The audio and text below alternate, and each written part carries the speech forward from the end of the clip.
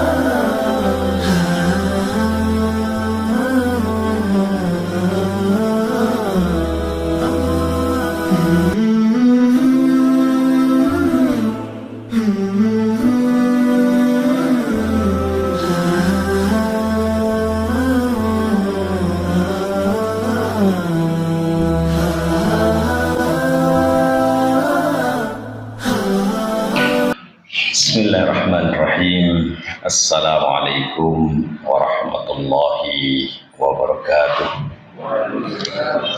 Alhamdulillah, nahmaduhu wa nasta'inuhu wa nastaghfiruh. Wa na'udzu billahi min syururi anfusina wa min sayyiati a'malina.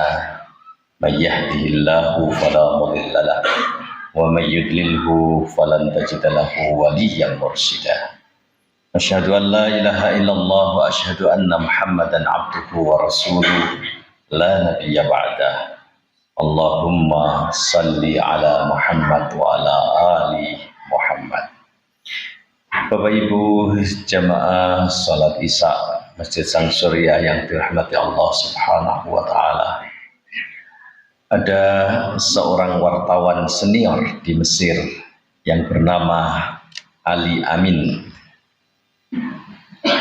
Beliau pernah menulis di dalam satu harian, termasuk harian terbesar di Mesir, yang bernama Akhbarul Yaum.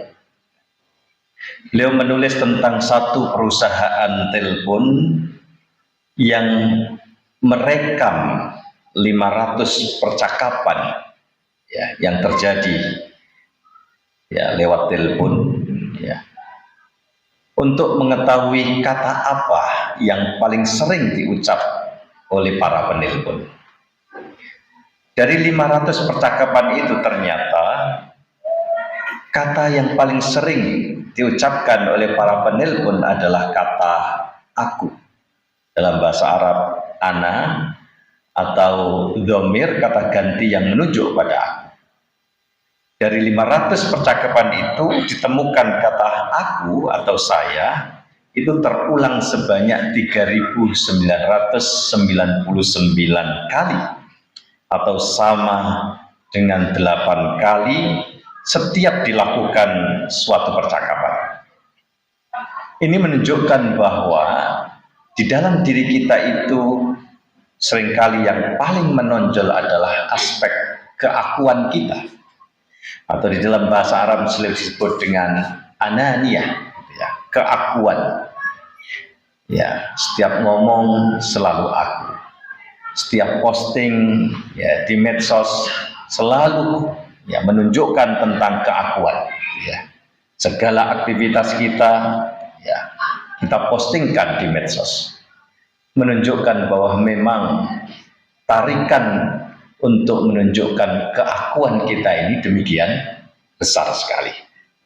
Padahal Bapak Ibu, kalau coba kita buka Al-Quran ya, ternyata Allah itu jarang sekali menggunakan kata aku untuk menunjuk dirinya, walaupun Allah sungguh sangat mutlak adanya. Artinya kalau Allah misalnya menggunakan kata aku, itu pantas, tidak salah, karena memang Allah maha segalanya, Allah sangat mutlak, Sehingga sekiranya menyebut aku dan aku berulang kali pun sebenarnya tidak masalah. Tetapi ternyata Allah sendiri di dalam Al-Quran itu jarang sekali menggunakan kata aku, kecuali dalam konteks jika dikhawatirkan timbul kesalahpahaman tentang zat dan wewenangnya.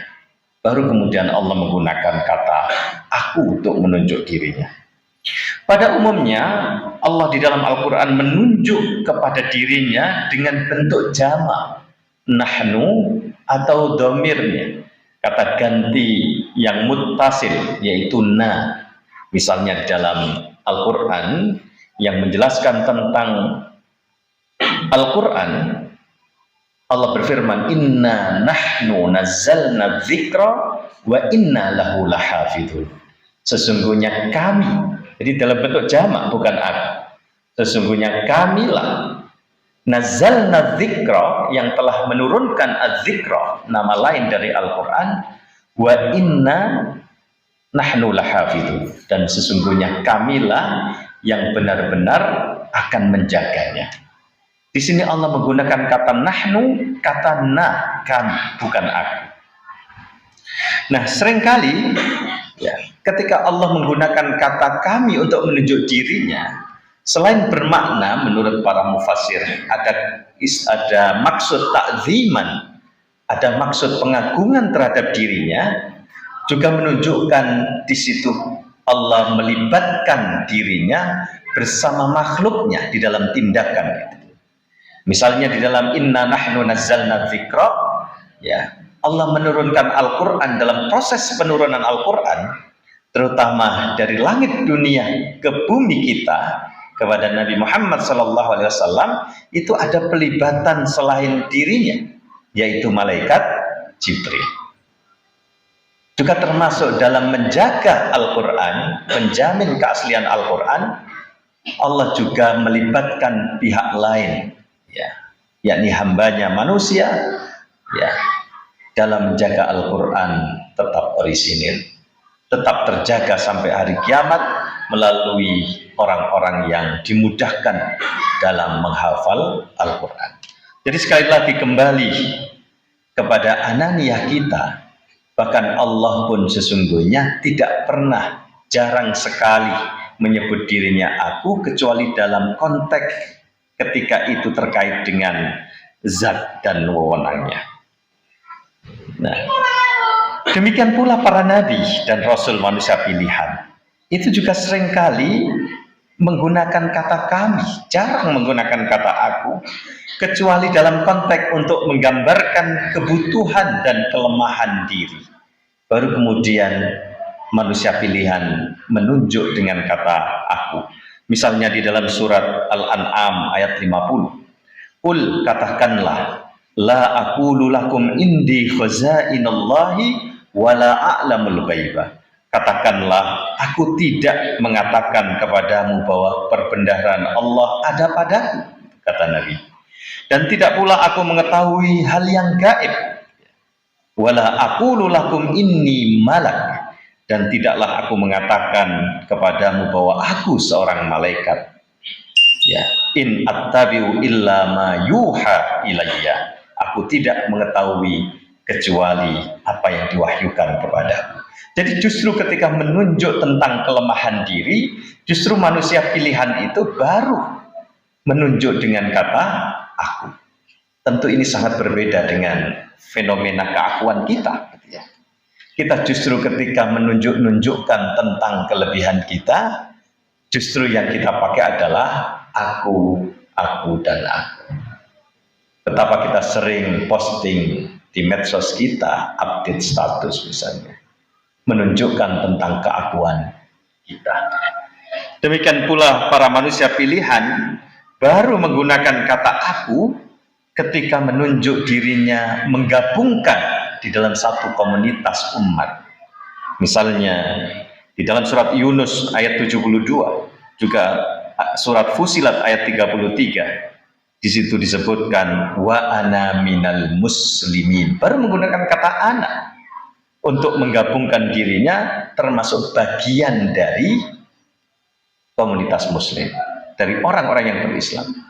Sekali lagi ini menunjukkan bahwa ya kita diminta, diajarkan untuk bisa menekan keakuan kita, ya, dan memunculkan ya kekitaan kita, kekamian kita, atau yang disebut dalam istilah kita tekan anania kita untuk memunculkan ma'iyah kita, kebersamaan kita.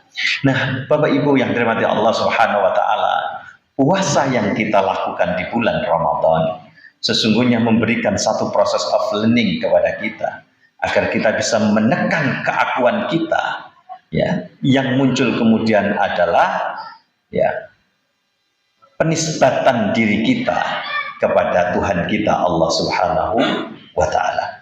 Ini tergambar di dalam satu hadis Nabi yang menunjukkan bahwa puasa itu hanya milik Allah.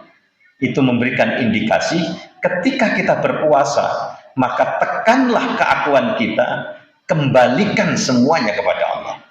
Dalam satu hadis Nabi disebutkan kullu amali bani adama yudha'af.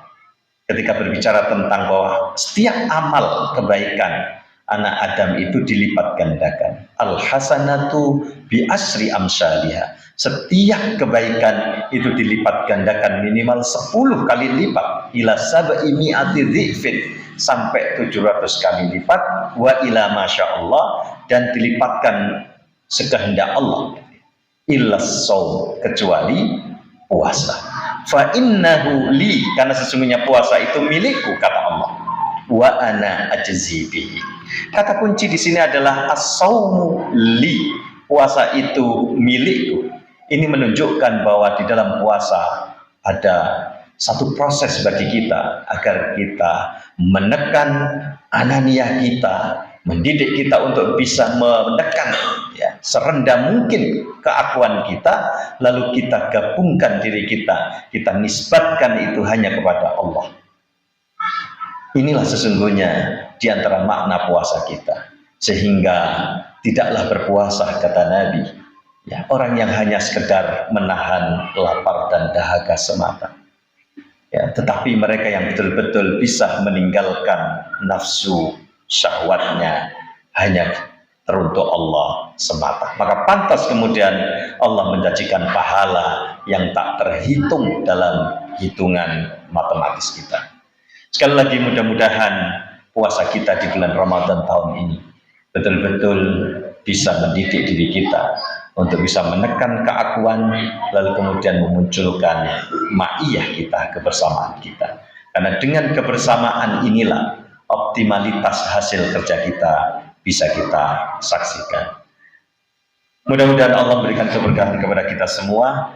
Ya, aku qouli hadza wa astaghfiruh. Wassalamualaikum